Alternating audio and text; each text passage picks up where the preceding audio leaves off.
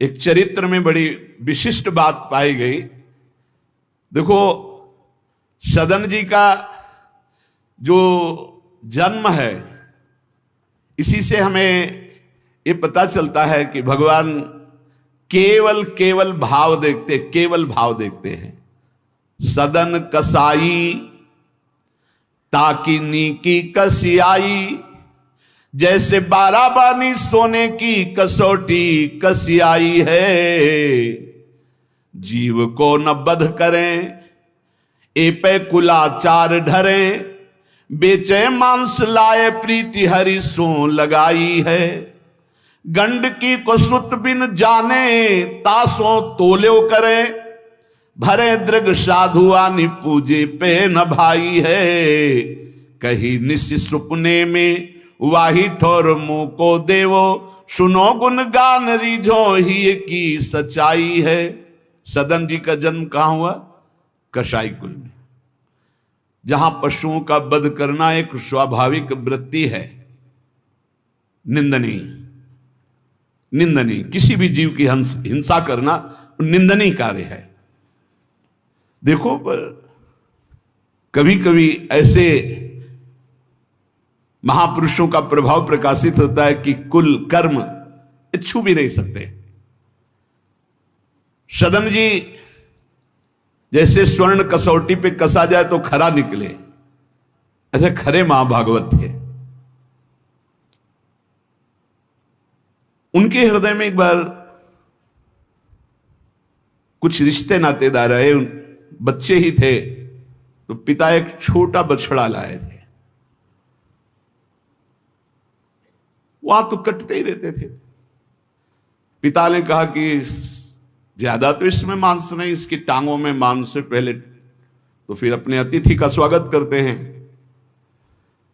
सदन जी ने जब सुना उसके पास गए तो लिपट कर रोए। बच्चे थे, बछड़े से ऐसा ऐसा मेरे पिताजी कह रहे हैं तुम्हें काटा जाएगा, और ऐसे दुलार कर रहे थे। बछड़े के भी देखा आंसू निकल रहे। हर जीव को पता है, कष्ट का पता होता है।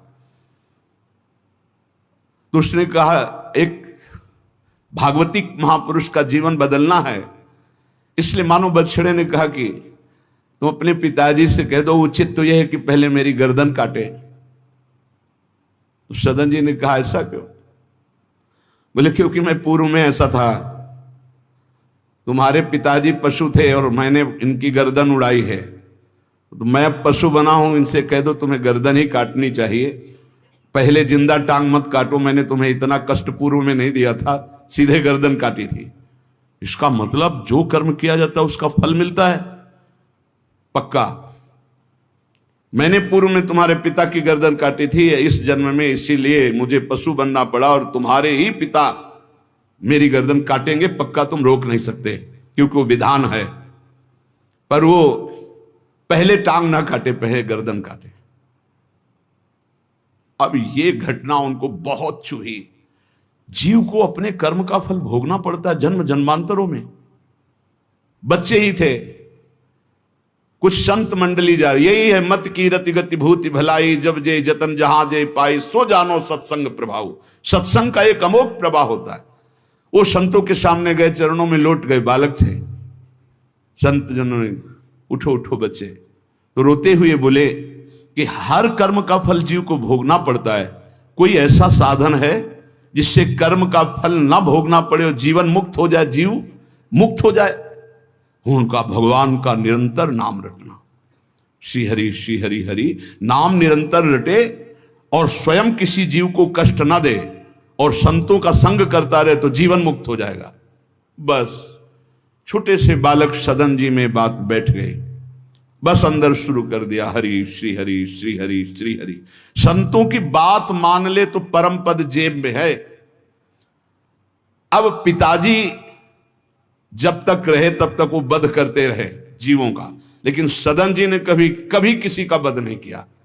वो कुल परंपरागत मांस खरीद लाते और उसी को मुनाफा करके बेचते और परिवार का पोषण करने लगे।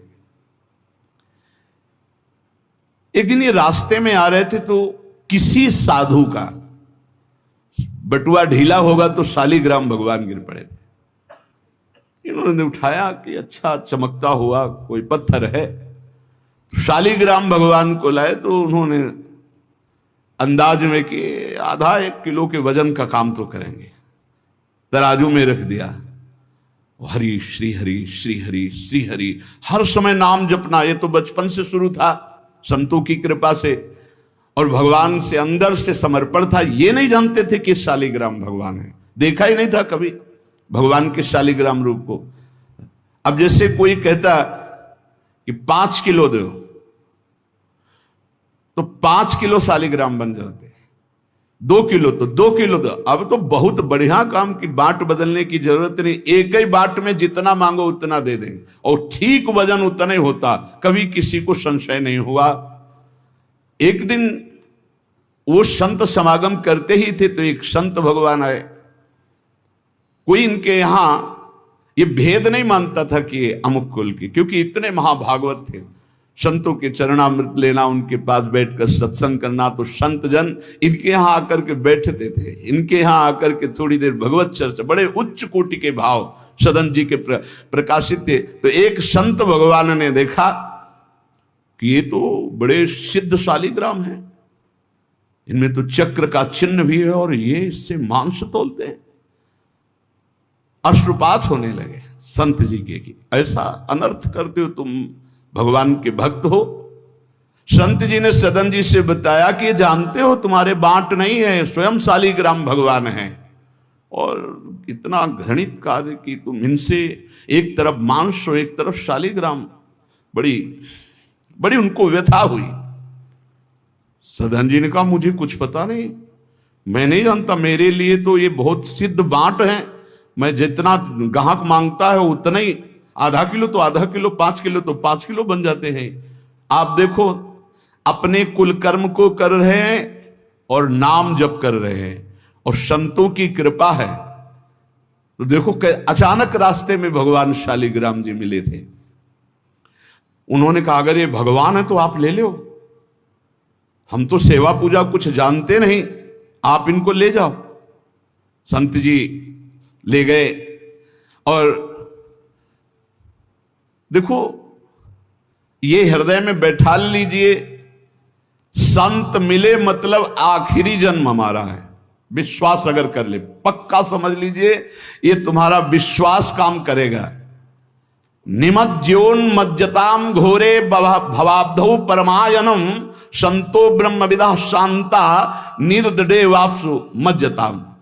इस घोर संसार सागर में जो हम डूब रहे हैं, तो भगवान भेजते हैं ब्रह्मवेत्ता संत महापुरुष का समागम, और जहां संत मिले तो आखिरी जन्म समझो इस संसार समुद्र से पार होने के लिए सुदृढ़ नौका संत समागम है।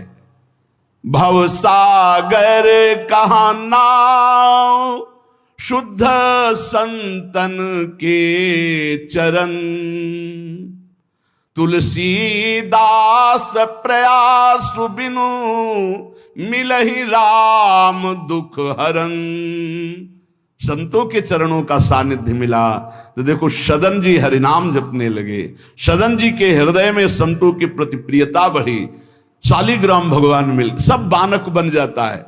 अब संत जी शालिग्राम भगवान को ले गए, एकांत में जाकर के भगवान का पंचामृत से अभिषेक किया, और इसके बाद वेद की स्तुति की, पुरुष सूक्त, शास्त्र शीर्षा पुरुषा सहस्राक्षा शास्त्रपात। भगवान को बिल्कुल अच्छा नहीं लगा। देखो भगवान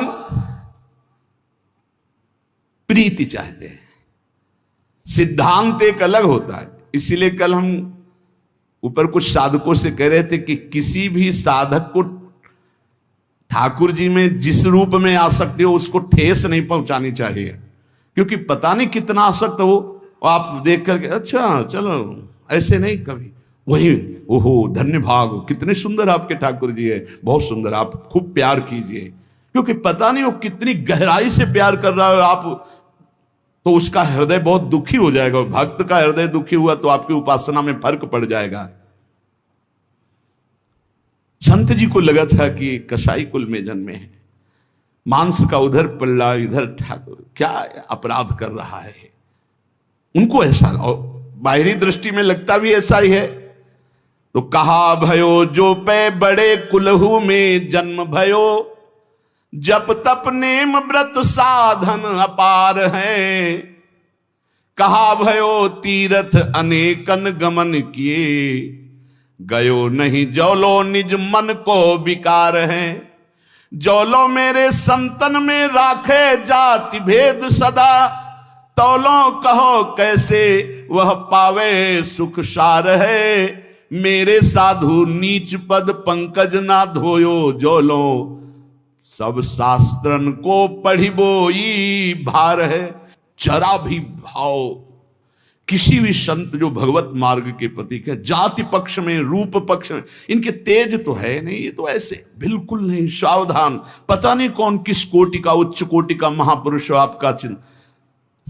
उन संत बहुत अच्छे संत थे, पर उनके मन में बात आ गई कि जाति के तो कसाई ही, काम तो नीचे ही है, मांस। देखो नहीं जाना भगवान की महिमा, हम समझ रहे थे उच्च कोटि के, और वो बहुत उच्च कोटि के महापुरुष सदन जी, निरंतर नाम जप।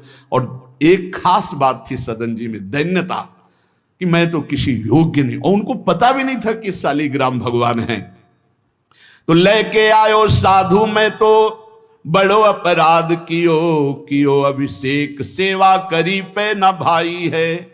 ये तो प्रभु रीझे तो पे जोई चाहो सोई, करो गरो भरी आयो सुनिमति बिसराई है।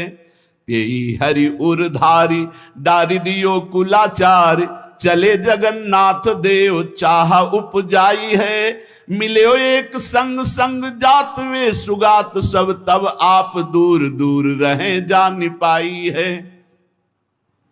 संत जी ने बड़ा अभिषेक किया, वेद स्तुति की, भगवान को भोग लगाया, बड़ी प्रसन्नता से उच्च सिंहासन पर विराजमान किया।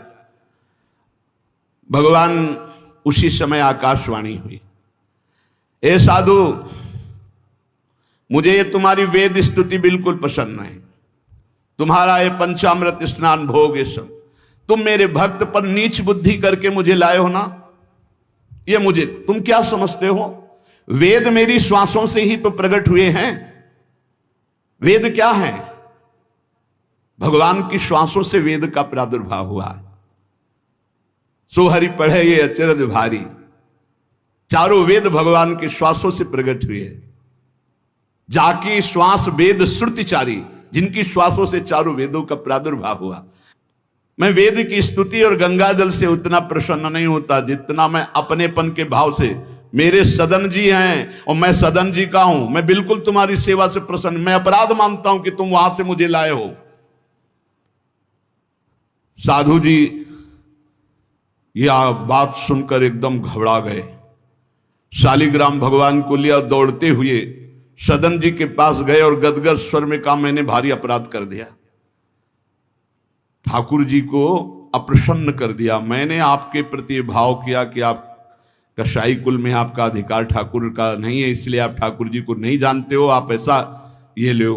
ठाकुर जी अप्रसन्न हो गए हमसे, हमने तो पंचामृत से, गंगाजल से सब अभिषेक किया, पुरुष सूक्त का पाठ किया, ले इस श्री ठाकुर जी को आप स्वीकार करो। विधि पूर्वक सेवा से ठाकुर जी प्रसन्न नहीं हुए, अपनेपन से ठाकुर जी को सबसे ज्यादा अपनापन, प्रेम भाव। सदन जी शालिग्राम भगवान को अब जो देख रहे हैं वो दूसरा भाव है, ये भगवान है, मुझे तो अभी तक पता ही नहीं था। साधु जी जब चले गए तो कहा, अब तौलने के काम में तो नहीं, एक सुंदर नवीन कपड़े में ऐसे गले पे लगा लिए, ठाकुर जी गले पे डाल लिए।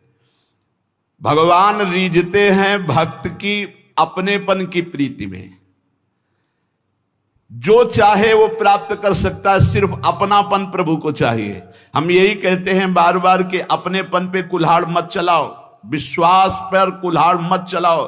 साधना बने ना बने, लेकिन हमारे माई श्यामा जी को राज पार हो जाओगे। हमारी बात मान लो। श्री जी सिर्फ अपनेपन को देखती हैं, सिर्फ अपनेपन को।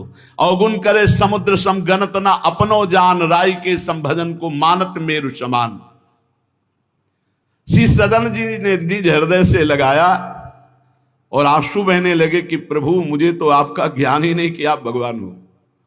आंसुओं से अभिषेक हो रहा। नाथ अभी तक तो मैं आपको जानता नहीं था, बड़ा अपराध हुआ, लेकिन आज मैं, जब आप हमें इतना प्यार करते हैं, जब साधु ने बताया कि मुझे भगवान ने कहा है कि मैं जितना सदन जी को प्यार करता हूं, उनकी मैं भावना से प्रसन्न, तुम्हारी सेवा से नहीं, उनको अद्भुत वैराग्य हो गया।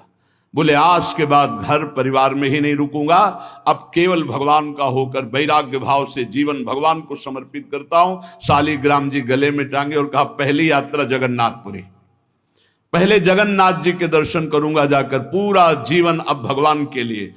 भगवान देखो कैसे कृपा करते। बचपन में संतों से उपदेश मिला, नाम जब शुरू किया, ऐसे उच्च कोटि के महात्मा के ऐसा कार्य करने पर भी सब संत उनके यहां जाते थे, और उसका परिणाम हुआ कि घोर वैराग्य युक्त होकर भगवान के अनुराग में घर से चल दिए।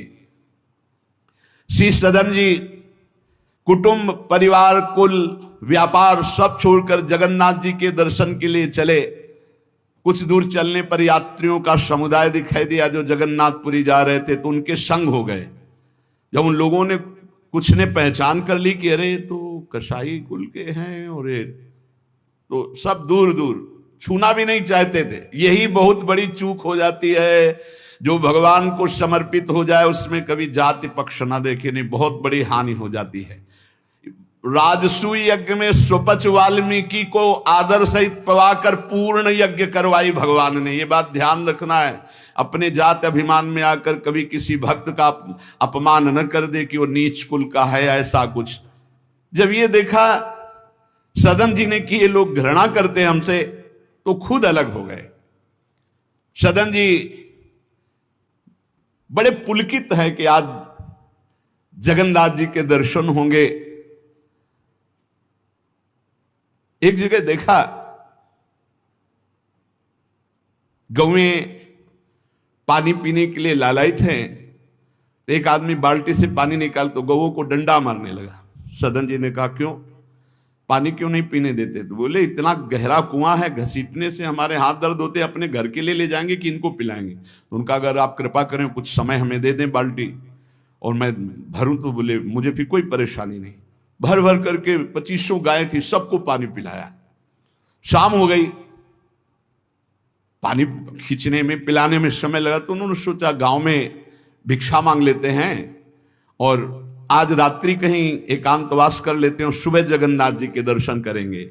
तो आयो मग गांव भिक्षा ले नई ठाव गयो, नयो रूप देखी को तियारी जी परी है, बैठो या ही ठौर करो भोजन निहोरी कहो, रहो निस सोई आई मेरी मति हरी है, ले वो मुंह को संग गरो काटो तो न होए रंग, बूझी और काटी पति ग्रीव पे न डरी है, कही अब पागो मोशो ना तो कौन तो सो मोसो, सुर करी उठी इन मार्यो भीर करी है।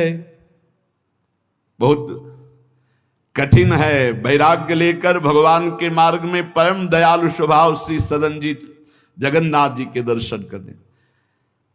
रास्ते में एक घर में आवाज लगाई भिक्षाम दे। भगवान की लीला, एक स्त्री निकली भिक्षा लेकर, देखा रूप। तो जो भगवान का नाम जप करते हैं, भगवान आश्रित होते हैं, उनका रूप अलौकिक होने लगता है। एक दिव्य आकर्षण होता है जो सबके चित्त को आह्लाद प्रदान करता है, क्योंकि आनंद स्वरूप भगवान का निरंतर चिंतन होता है। उसके प्रभाव से मुखाकृति में एक अद्भुत लावण्य, एक अद्भुत आकर्षण होता है। वो स्त्री ने देखा कि नवयुवक भिक्षुक तेजस्वी, वो रीझ गई, देखते ही रीझ गई, और उसने कहा कहीं मांगने की जरूरत नहीं, आप यहां बैठो और भोजन करो। सदन जी ने कहा हमें पाना तो है ही, जब आप पवाने के लिए कह रही तो पवा दीजिए। स्वाभाविक, क्योंकि अभी वैराग्य मार्ग में निकले। उस स्त्री ने प्रार्थना की, भोजन बना के पवाया और कहा, प्रभु यदि आज रात्रि यहीं विश्राम कर लें तो आपको क्या, सुबह जगन्नाथपुरी चले जाइए। आपने उस स्त्री के विशेष आग्रह को स्वीकार करके उसके घर में शयन करना स्वीकार कर लिया। जब उसके पति सो गए तो रात्रि में उठ करके आई और आपके पास आकर बोली कि मैं आपको देख करके काम से पीड़ित हो चुकी हूं, अतः आप मुझे स्वीकार कीजिए और मैं सदा सदा के लिए आपके साथ के लिए चल दूंगी। सदन जी ने कहा, यदि तू मेरा गला भी काट डाले तो भी मैं तुझे स्पर्श नहीं कर सकता, क्योंकि तेरा पति है। अच्छा, उसने गलत अर्थ ले लिया। उसके भाव में आया कि अगर पति है तो ये स्पर्श नहीं करेंगे, अगर पति ना हो तो स्वीकार कर लेंगे। कोवा मदांधो मदना तो रोवा, अंधों में भी अंधा कौन है, बोले जिसमें काम जागृत हो जाए। वो ऐसे काम से व्याकुल हो गई कि सोते हुए अपने पति का बिल्कुल भी प्रियता न रखते हुए गला काट दिया और आकर बोली सदन जी से,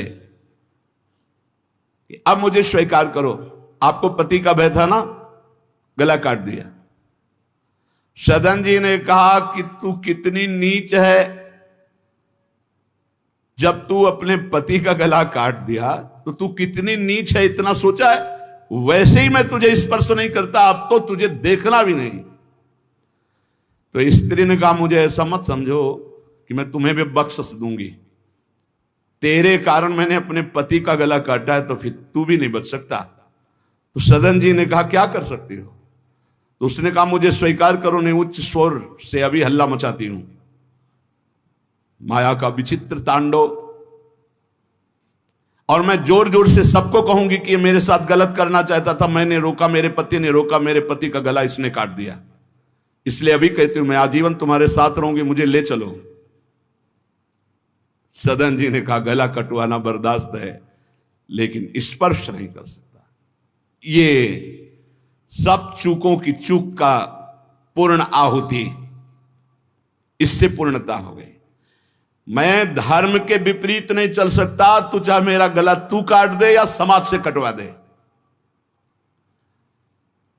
सदन जी भगवान के भक्त थे, उनके भोले भक्त होते हैं भगवान के, ज्यादा बुद्धि नहीं लगाते हैं, नहीं तो रुकना ही नहीं चाहिए था या उसी समय भाग जाना चाहिए था, भागना चाहिए था। वहां बैठ करके उपदेश नहीं, जब ऐसी घटना है तो भागना चाहिए था।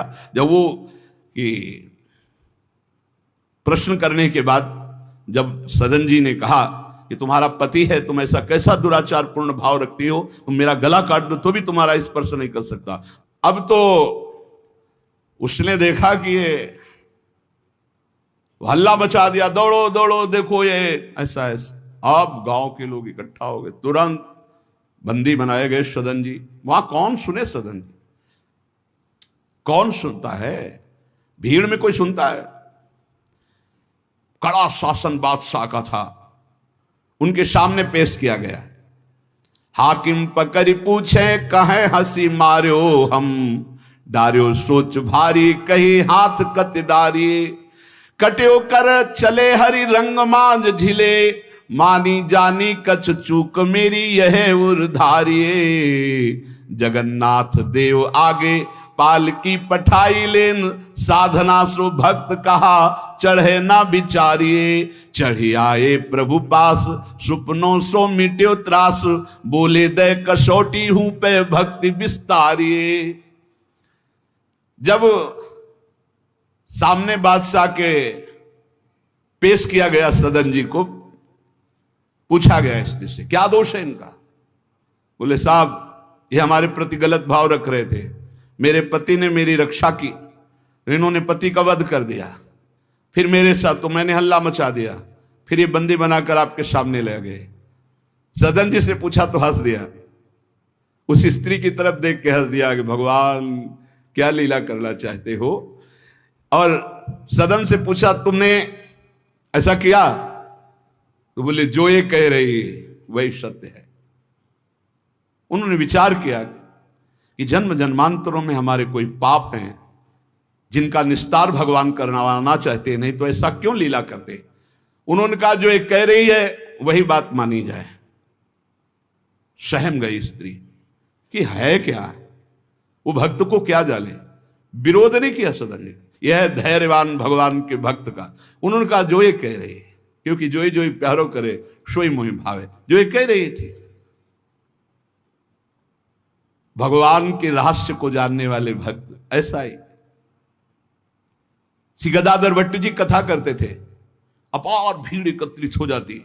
वृंदावन में आगरे से लोग सुबह भाग भाग करके अपार भीड़ सत्संग। तो एक कल्याण सिंह जी थे, बड़े जमींदार धनी, और सत्संग का प्रभाव है कि जितेंद्रियता, वैराग्य, भगवत प्रीति ये बढ़ती है। तो जब से उन्होंने सत्संग सुना तो ब्रह्मचर्य का नियम ले लिया, पत्नी से बात नहीं करते थे। अब घर गृहस्थी में तो यही संसारिक सुख है। कई महीने हो गए, वो अपने राज का जो सत्संग में भाग जाना, सत्संग से आना, बस एकांत में भजन करना। पत्नी ने देखा कि कई महीने हो गए, हमारी तरफ देखना भी नहीं, बातचीत नहीं, ये कहाँ जाते हैं, कौन है ऐसा। तो पता चला गदाधर भट्ट जी क्या। बोले हमारी जिंदगी का कांटा है वो, बड़े सुख चैन से जीवन कट रहा था, जब से सत्संग में गए। अरे दक्ष ने साप दे दिया नारद जी को इसी बात के लिए, साप दे दिया। 2 घड़ी से ज्यादा कहीं तुम टिक नहीं सकते, जाओ साप देता हूं। तो नारद जी ने कहा 24 दूनी 48 मिनट में तो हम बड़ा काम कर लेंगे, तुम साप दे दो कोई बात नहीं।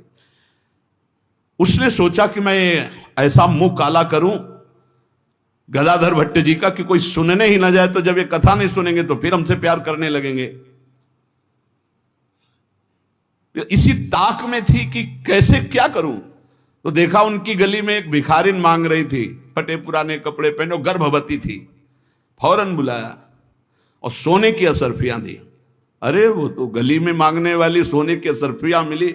अरे मालकिन तो उनका एक काम है, जितना तू धन कहेगी तुम्हारे परिवार वालों को दूंगी, बस एक काम कर, तू जा करके कथावाचक, जहां मेरे पति कथा सुनने जाते हैं उनका नाम गदाधर भट्ट है, वहां जाके बीच सभा में कह दो कि वैसे तो रोज आते थे और जब से ये हो गया तब से आ नहीं रहे, इसका पालन पोषण कौन करेगा।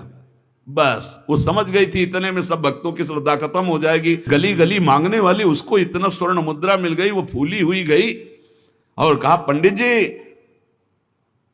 पूरी सभा ऐसे लगी थी, नजदीक जाके जब ये नहीं रहा था तब रोज आते थे, जब से गर्व रह गया तो आना ही बंद कर दिया, इसका पालन कौन करेगा।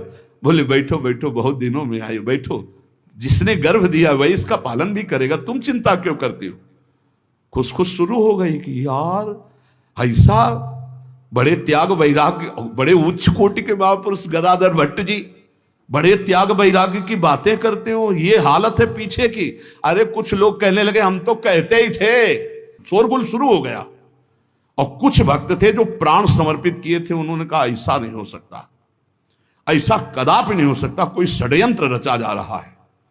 तो उनमें एक बहुत श्रद्धावान और समर्पित थे, उनको बिल्कुल चैन नहीं पड़ा। सोचा अगर सामने से कुछ तो फिर हमारे ऊपर गदाधर भट्ट जी की, और वो समता प्राप्त पुरुष, जैसे सदन जी ने कह दिया जो ये कह रही वही सत्य है, ऐसे उन्होंने कहा कि तुम चिंता क्यों करती हो, जिसने गर्भ दिया वही पालन करेगा, बैठो तुम आराम से सत्संग सुनो। सामने ऐसे तिरछी चितवन से जाकर उसको बुलाया, गदाधर भट्ट नहीं देख पाए, नजदीक गई, पीछे मंच के ले गए, कहा सत्य बोल, कभी तो जानती इनको, कभी मिली है। वो घबरा गई क्योंकि 10 लोग पीछे पहुंच गए जो श्रद्धावान थे। बोल सच्ची। तो उनका मैंने तो कभी देखा ही नहीं है इनको, ये हमारे पास क्या आएंगे।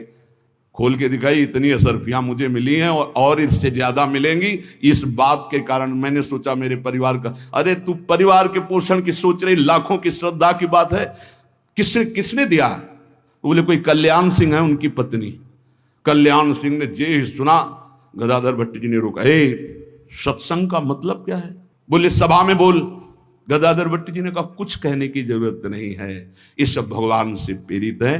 कल्याण सिंह का तुम हमारी आज्ञा का पालन करो, अपनी पत्नी को कठोर शब्द नहीं बोलोगे, लेकिन गृहस्थ धर्म में हो, अपने धर्म का भी तुम्हें पालन करना चाहिए। उस कल्याण को शांति किया और उसको और भेंट दी और कहा जाओ तुम अपना सुखपूर्वक जियो। जैसे महापुरुष जो स्थिति होते उसमें सबको लगने लगा था। उन्होंने कहा बैठो बैठो बैठो, जिसने गर्भ दिया वही पाल। अब वो तो कह रहे हैं भगवान को लेकर, और लोग समझ रहे हैं कि मामला है। ऐसी सदन जी ने कहा जो ये कह रही वो सत्य है, क्योंकि वो समझ रहे हैं कि भगवान कुछ दंड देना चाहते हैं, तो मैं क्यों बचना चाहूं। भक्तों का बड़ा विचित्र स्वभाव होता, समझ पाना बड़ा कठिन। उन्होंने कहा जो कह रही है सत्य है। जो हाकिम था उसने जब देखा तो उसने कहा मेरा हृदय कह रहा है कि इनके चेहरे से लगता है ऐसे नहीं है, पर ये जब स्वयं स्वीकार कर रहे हैं तो दंड देना ही पड़ेगा। तो इस अपराध का क्या दंड होता है? बोले दोनों हाथ काट लिए जाएं। यहां से दोनों हाथ काट लिए गए, लेकिन उनकी मुस्कुराहट में फर्क नहीं पड़ा। 22 बाजारों में कोड़े मार मार करके बेहाल किया जा रहा है। हरि बोल के सिवाय एक शब्द नहीं निकला ठाकुर हरिदास जी के। आप विचार कीजिए भक्ति में कितनी शक्ति है, कितनी अपार सामर्थ है। इतनी बार कष्ट दिया गया प्रहलाद जी को, एक बार भी हरि से शिकायत नहीं की। हर बार हरि हरि हरि हर समय, मतलब बलिहारी है इन महाभागवतों की जो भगवान के लाडले हैं। माया पर विजय प्राप्त करके दिखा दिया इन्होंने कि चाहे जितना सताओ, हरि के भक्त में ना हरि से प्रश्न है और ना सामने वाले पर कोई शिकवा शिकायत।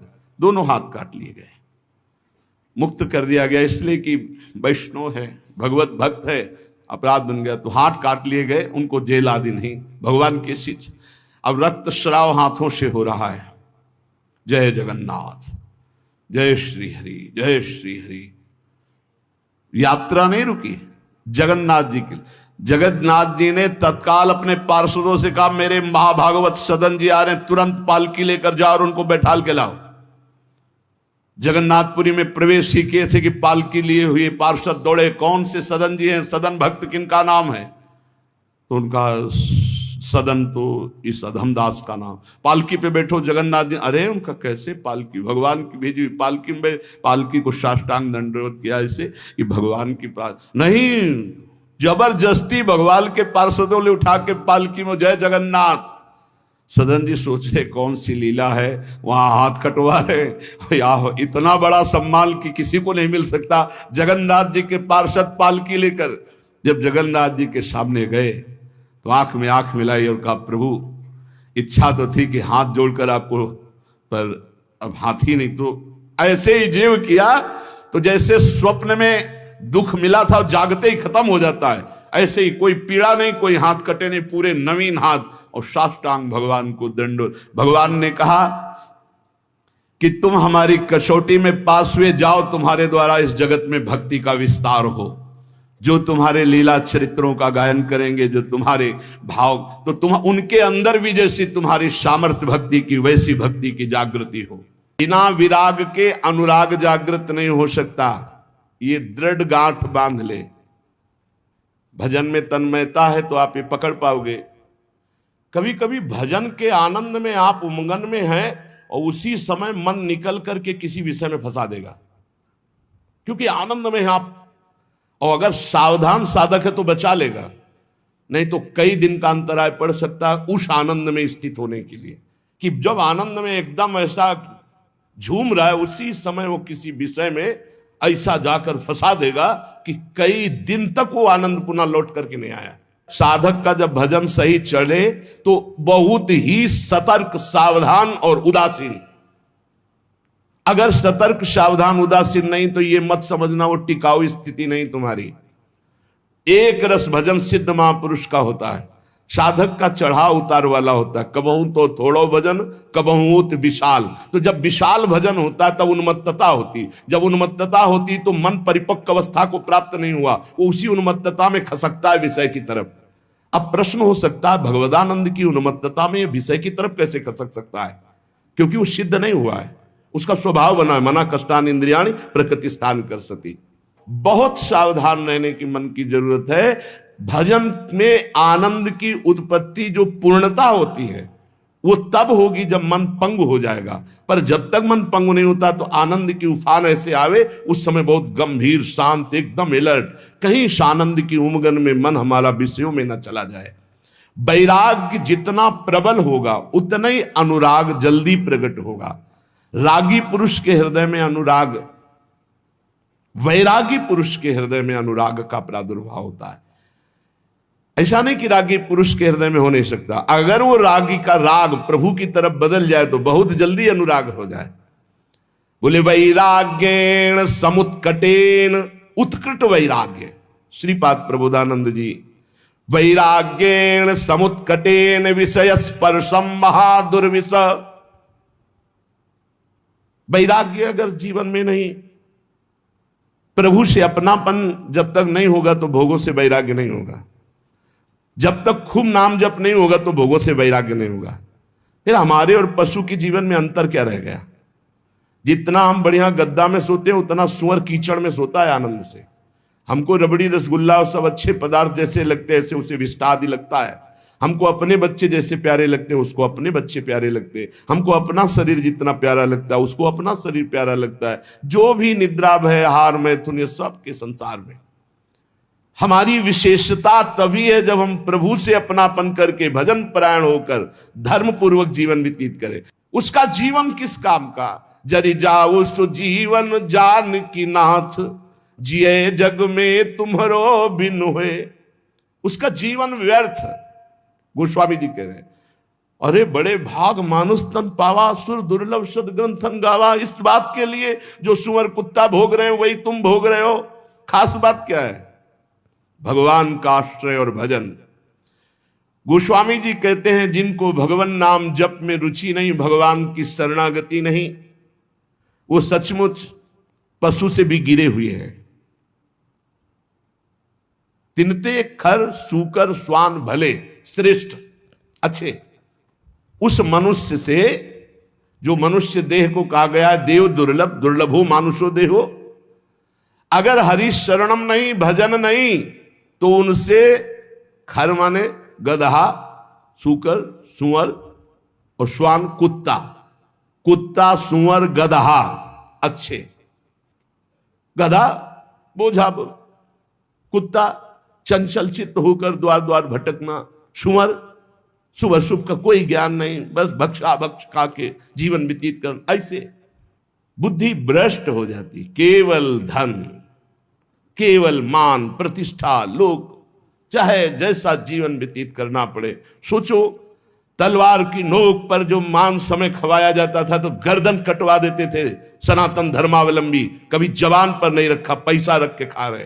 कैसी बुद्धि भ्रष्ट हो गई है, पूछ नहीं सकते हैं, हिम्मत नहीं रह गई है, भ्रष्ट हो गए हैं। उनको लगता है मैं बलवान हो जाऊंगा, मैं धनवान हो जाऊंगा, ये सब निकृष्ट पदार्थ भक्षण करके। तिनते खर सूकर स्वान भले, गदहा सुअर कुत्ता अच्छे, क्योंकि वो अपने कर्मों को भोग कर ऊपर उठ रहे हैं। और ये बिना पूंछ और बिना सींग का पशु ऐसे पशुवत राक्षसी आचरण करके निम्न योनियों की तरफ जा रहा है। मां ने 10 महीने 9 महीने गर्भ में क्यों रखा ऐसे को? बांझ क्यों न हो गई? गर्भ श्राव क्यों नहीं हो गया? गर्भ गिर क्यों नहीं गया ऐसे का जो भगवान का नहीं हुआ, राष्ट्र का नहीं हुआ, धर्म का नहीं हुआ, भजन का नहीं हुआ? ऐसा मानव जीवन व्यर्थ है। जरि जाओ सु जीवन जान की नाथ, जिए जग में तुम्हारो बिन होए। हे प्रभु, संसार में जो जीव तुम्हारा नहीं हुआ उसका जीवन व्यर्थ है, व्यर्थ है। वो काम क्रोध लोभ मोह मद इनसे मत्सर इनसे जलता रहेगा, जल जाएगा। चाहे जितना वैभव हो, गजबाजी घटा भले भूरी भटा, बनिता सुत भौह तक सब वै, धरनी धनु धाम शरीर भलो, सुरलोकहु चाहे इह सुख स्वय। सब फोकट साटक है तुलसी, अपनो न कछु सपनो दिन द्वे। जरि जाऊ सु जीवन जान की नाथ, जिए जग में तुम्हारो बिन हुए। गोस्वामी जी के समय हाथी घोड़े की सवारियां विशेष महानता मानी जाती थी। अब तो कार वाला समय है, अच्छे अच्छे वीर अंग रक्षक हैं, पृथ्वी धन घर शरीर सब, इतना सुंदर वैभव कि देवता भी ललचाए। गोस्वामी तुलसीदास जी कहते हैं ये बढ़ एक से एक बढ़कर जो सब सुख उसके पास है, पर उसने भगवान को अपना नहीं माना, एक दिन भी सत्संग भजन नहीं किया, तो मरेगा तो नरक जाएगा, जीवन व्यर्थ चला गया। हे जानकी नाथ आपके बिना जिसका जीवन गया हो जलाने योग्य जीवन, जरि जाओ सुजीवन जानकी नाथ जिये जग में तुम्हारो वैराग्य। ये भोग हमारे समय को नष्ट करते हैं, सार्थक नहीं करते। वैराग्येण समुत्कटेन विषय स्पर्शम महादुर्विष। ऐसा वैराग्य कि जैसे कांटे का तुम्हें साल उड़ाया जाए जिनमें छोटे छोटे लोहे के कांटे जड़ दिए जाए, असह्य नहीं हो जाएगा, हटाओ इसे। ऐसे नहीं कोमल वसन सुहावे है, नहीं खान पान ते ही भावे है, सब विषय लगे ते ही खा रहा है, हरि आशिक का मग्न आ रहा है। एकमात्र भगवत प्रीति के लिए व्याकुलता, और जो मिला सो शरीर पोषण के लिए धर्मयुक्त तीव्र वैराग्य का जिसके हृदय में प्रादुर्भाव होता है, तीव्र वैराग्य, सच्चा ज्ञान। अगर सत्संग नहीं सुना जाए तो चाहे जहां रह जाए बुद्धि भ्रष्ट हो जाती है। कल की चर्चा थी, गोस्वामी जी ने जोग विराग तीर्थ यज्ञ सबका कि इनसे भगवत प्राप्ति देख लो। आप प्रभु के दास होकर के संसारिक भोगों का महत्व जागृत हो गया। क्या हुआ? अरे ये भोग तो रुपया पैसा तो उनके पीछे मारे घूम रहे जो घोर विषयी, जानते नहीं रामकृष्ण हरि कौन है, जानते ही नहीं भैया रामकृष्ण हरि कौन है। और एक कुबेर हैं जिनके यहां 9 निधियां 8 सिद्धियां संपत्ति ऐसे मारी घूमती है जैसे किसान के यहां गेहूं मारा घूमता है, ऐसे उनके यहां हीरा जवाहरात रतन सब कुबेर। ऐसे भगवान अनंतो कुबेर के स्वामी, क्योंकि अनंत ब्रह्मांड है, ये तो एक लोक के स्वामी कुबेर हैं। ब्रह्मांड निकाया निर्मित माया रोम रोम प्रतिवेद कहे, तो हर ब्रह्मांड के कुबेर है। गर्ग संहिता में चर्चा आती, जब ब्रह्मा जी गए और सखी से कहा कि प्रभु से कह दो ब्रह्मा जी आए, तो बोले कौन लोग के ब्रह्मा आए हो? बोले और भी है क्या? बोले लाइन लगी आओ तुम्हें दिखावे। तो दिखाया 1000 मुख वाले ब्रह्मा, 100 मुख वाले ब्रह्मा, ब्रह्म ही ब्रह्मा। तो बोले अपना पूरा परिचय बताओ। तो बोले जो भगवान वामन रूप धारण करके ब्रह्मांड कटाह से जिनके नाखून का हमने चरणामृत उतारा गंगा जल, हम वो ब्रह्मा। बोले हाँ आ रहे हैं, पता लगा।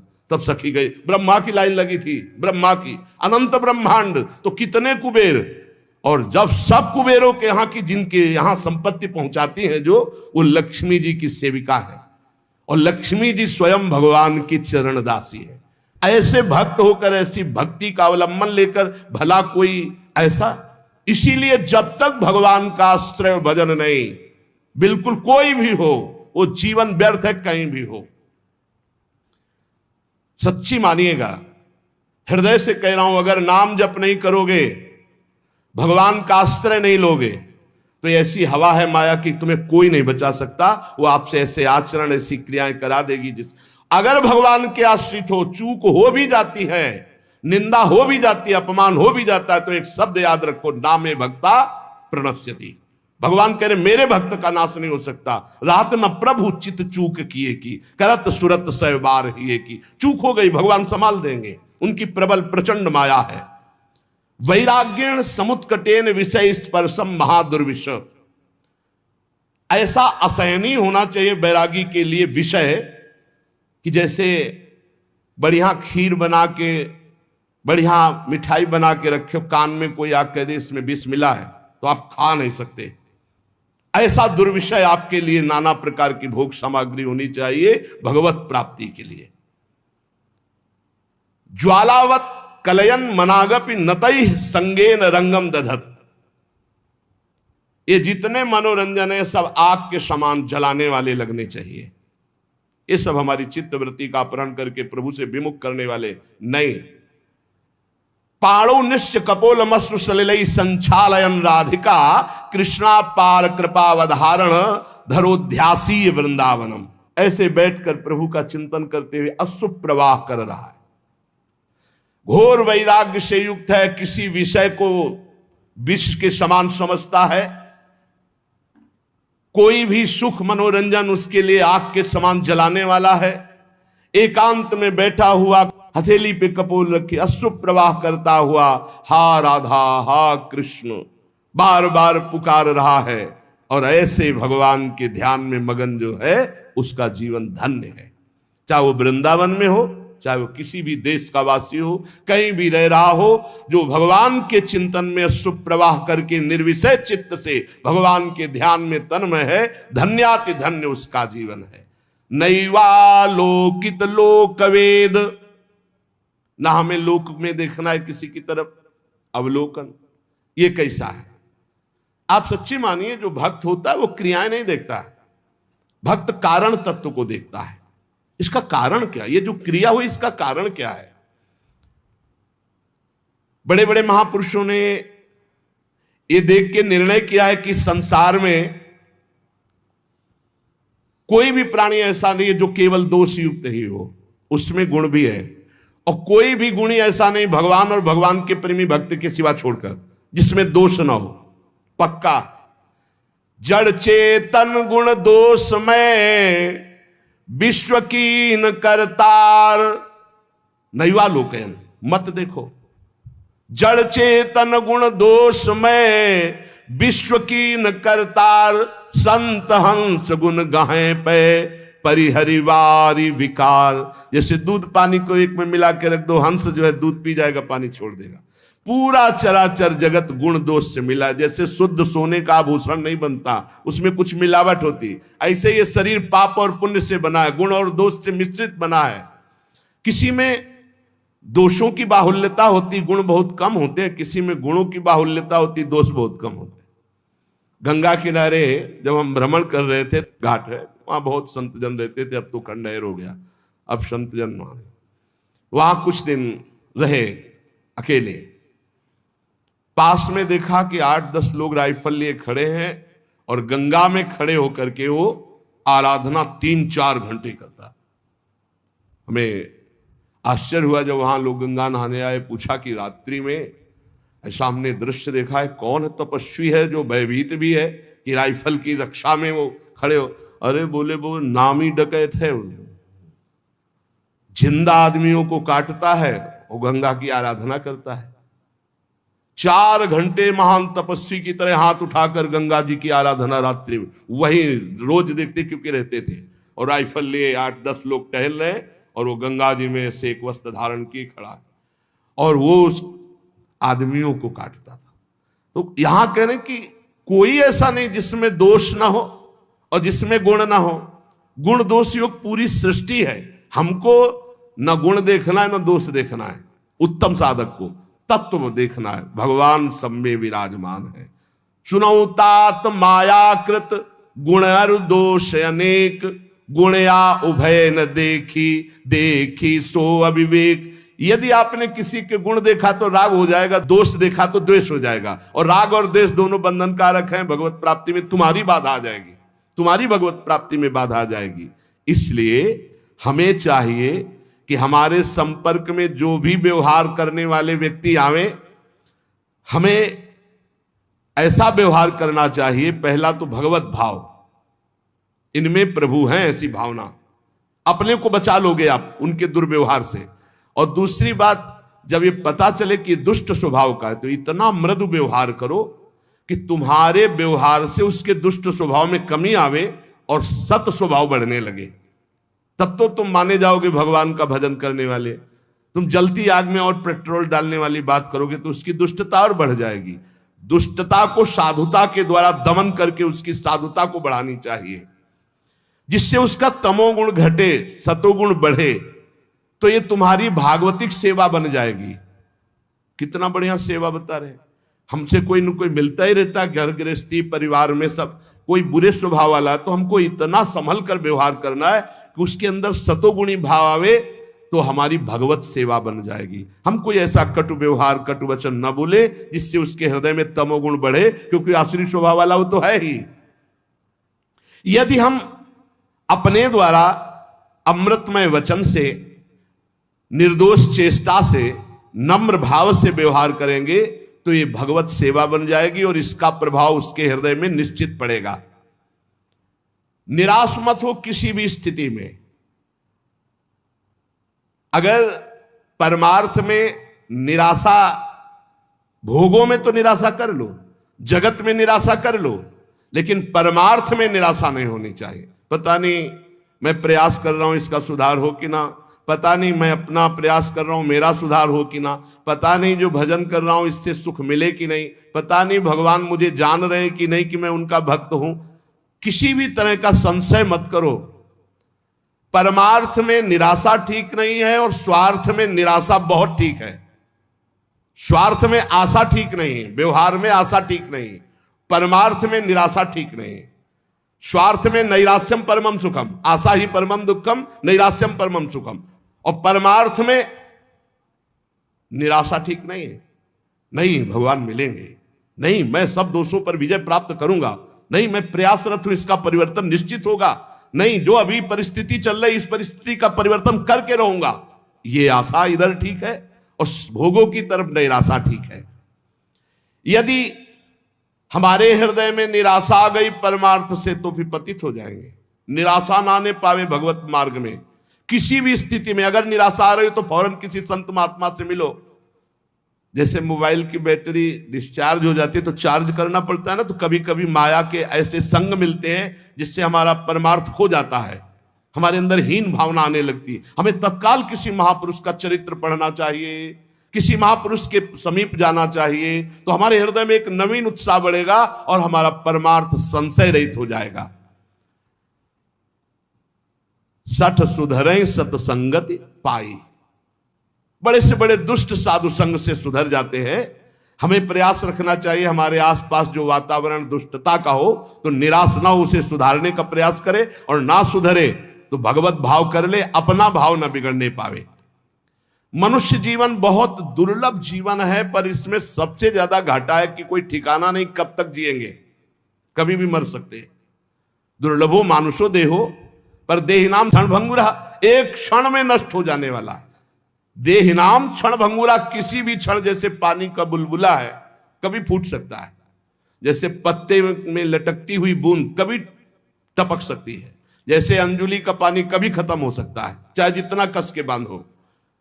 संसार को मोह माया ने फंसा करके भगवान से विमुख कर दिया, और ये मानव जीवन भगवत प्राप्ति के लिए मिला।